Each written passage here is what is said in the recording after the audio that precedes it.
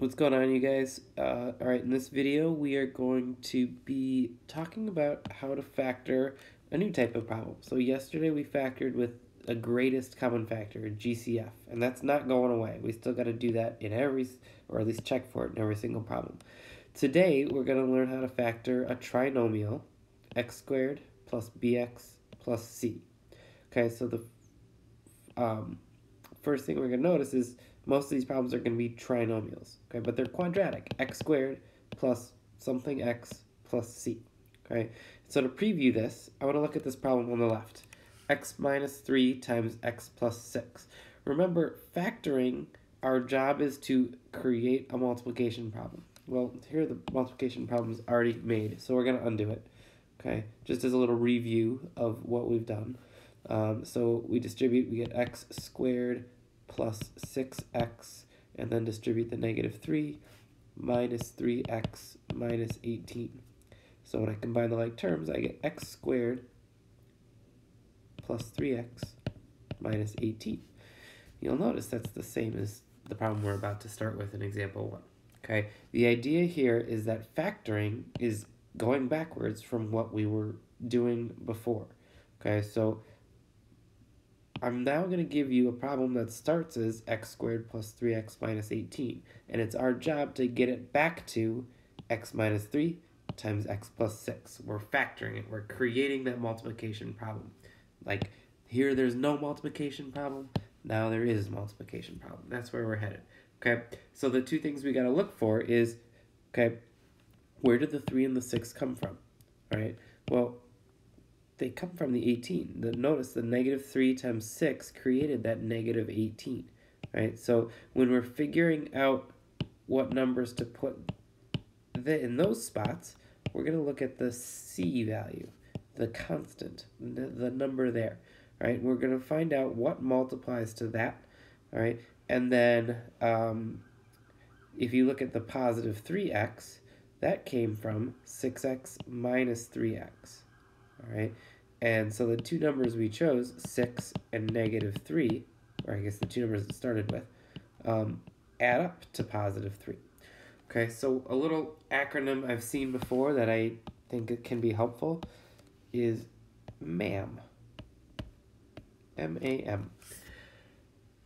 What that stands for is multiply, add, multiply. So our job is going to be to find two things that multiply to x squared, two things that add up to 3, and that multiply to negative 18. Okay, so to start this whole process, there's two things you always have to do at the very beginning before you start. All right, first we have to make sure it's in standard form. So exponent for biggest to smallest, x squared plus 3x minus 18. That's good. We're in standard form. We also have to check for a greatest common factor every single time. All right, you're going to get really annoyed with me saying that every single time. Check for a GCF, okay? But you have to do it, right? If you don't do it at the beginning, it makes the problem a lot harder, right? So I'm looking x squared, x, and nothing. So there's no variable GCF. And then my coefficients are 1, 3, and 18. No number GCF. So we're good. No GCF here. So you start off by creating, when it's a trinomial, we're going to get two binomials. So I always put two sets of parentheses here. Okay, that is to give us some space to work. Right now, we're trying to create x squared at first, right? And that always comes from, or if you look over on the problem on the left, that very beginning, x times x. So in this case, I'm just going to fill in x there and x there. I know that's my start. Now, I also know that I need to multiply to negative 18.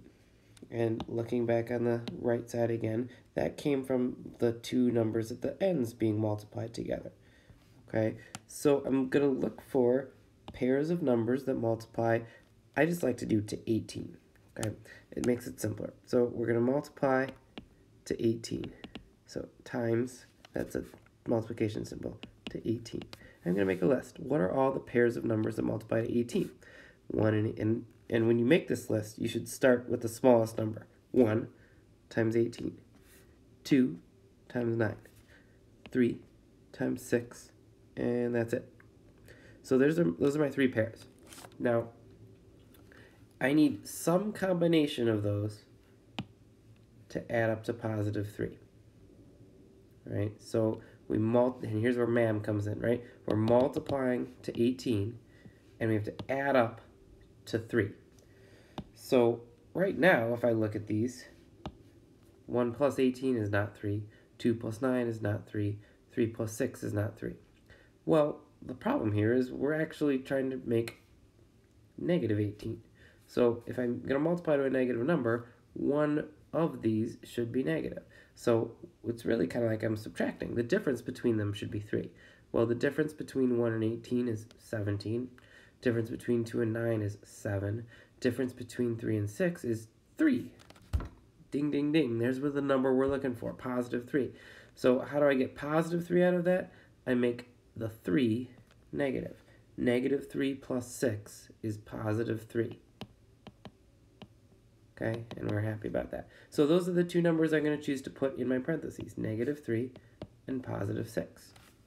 Okay, now you can always check your answer, right? You check your answer by distributing back. Okay, so let's do this in yellow here. Let's see how that looks. That looks good.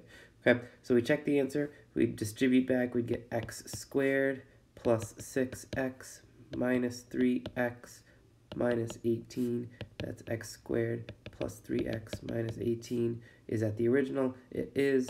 We celebrate. And then you circle the factoring that you did. Don't circle the check. All right, that was a lot of time on one problem. From now on, they'll start to go a little bit faster. Okay, so in this example, again, those first two things we're supposed to do, check it's in standard form, check for a GCF. This one is not in standard form, so I'm going to rewrite it first. X squared plus 10x plus 21. All right, now I check for a GCF, but x squared, x, and nothing, so no x GCF, and then the number starts with 1, 10, 21, so there's no number I can take out. So we're good to go. We make our parentheses. Okay, maybe you write down M-A-M. Okay, so remember the beginning of each parenthesis, we're going to make multiply to x squared. That's just x and x. Now the end of the parentheses, we're going to multiply to 21. Okay, so I'm going to make my list for 21, which would be 1 and 21, 2, no, 3 and 7, and that should be it. Okay, now I'm looking for the pair that adds up to 10, right, my add. So we check right away, 1 and 21, nope, 3 and 7, oh yeah, that makes 10, and it makes 10 right away. I don't have to change any signs. 3 plus 7 equals 10. We are happy there. So x, they're both positive, so x plus 3, x plus 7. That looks like my answer. Let's do a quick check.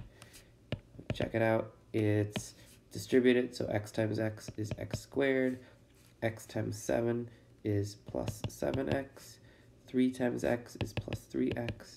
And 3 times 7 is plus 21. And when you combine the like terms, x squared plus 10x plus 21, boom, that's what the original was, so we are good. Square the factoring, that's the answer. Let's try a couple more. In example 3, we have 2x squared minus 16x minus 18. It's in standard form, but hopefully it jumps out at you. Those are all even numbers. That's a GCF of 2. We can take them out. Take the 2 out. So I'm going to factor 2 out, and the inside parenthesis becomes x squared minus 8x minus 9. Okay, now when you have a GCF, that's part of your answer still. That's never going away. It's always going to hang out on the outside. So we have 2, but now I'm going to try to break this part down into its 2 parentheses. Remember MAM, M-A-M. So to get x squared, I throw down my x and x, and I'm trying to get negative 9. So here's my list for 9. 1 and 9, 3 and 3. All right, and I have to add up to negative 8. So I got to create a situation with either of these pairs to add up to negative 8. Well, 3 and 3 will never get to negative 8, but 1 and 9 will. Okay, if I make the 9 negative, 1 minus 9 equals negative 8. There's our happy spot. Okay, 1 and positive 1 and negative 9. So to finish this problem, I throw the plus 1 and the minus 9. And you square that whole thing in. Again, we could check this. I'll let you try that on your own to make sure that this matches the original. A couple more. Number 4. Standard form, check. Is there a GCF? No. So we're ready to jump in right away on this problem. Set up the 2 parentheses. Try to get x squared. And if you want, pause this. Try it on your own and then check it. Okay, x squared. Now we're also trying to get 42. Multiply to 42. 1 and 42. 2 and 21. 3 does go into it. What is that? 3 times 14? 14, 28, 42. Yeah, 3 times 14. 4 doesn't. How about 5? No, 6. 6 does. 6 and 7. Okay. Those are all going to make 42. We got to be careful. We want to make positive 42. And we need them to add up to negative 13. So when I look at these, I do see a pair that'll give me 13. That's 6 and 7. But if I want it to be negative 13, they both have to be negative. So let's see, negative 6, negative 7. That makes negative 13. And does that add up to 42? Or multiply to 42? It does. So we'd go x minus 6, x minus 7. And last problem. This one looks different. It's only a binomial, right? The way we do this one is we actually treat it like it's saying x squared plus 0x minus 9. Okay, no GCF. It's in standard form. So we're ready to go. MAM, multiply to x squared, x and x. Multiply to negative 9. Okay, so let's go back to 9 again. 1 and 9, 3 and 3. Okay, I need a pair of those that adds up to 0. Well, I can do that with a 3 and 3. I just need to make one of them negative. X plus 3, x minus 3. There you go. So we're going to get a lot of practice with these over the next couple days. Remember, go back and rewatch any parts of this that you need a little more clarification on. And thanks for watching.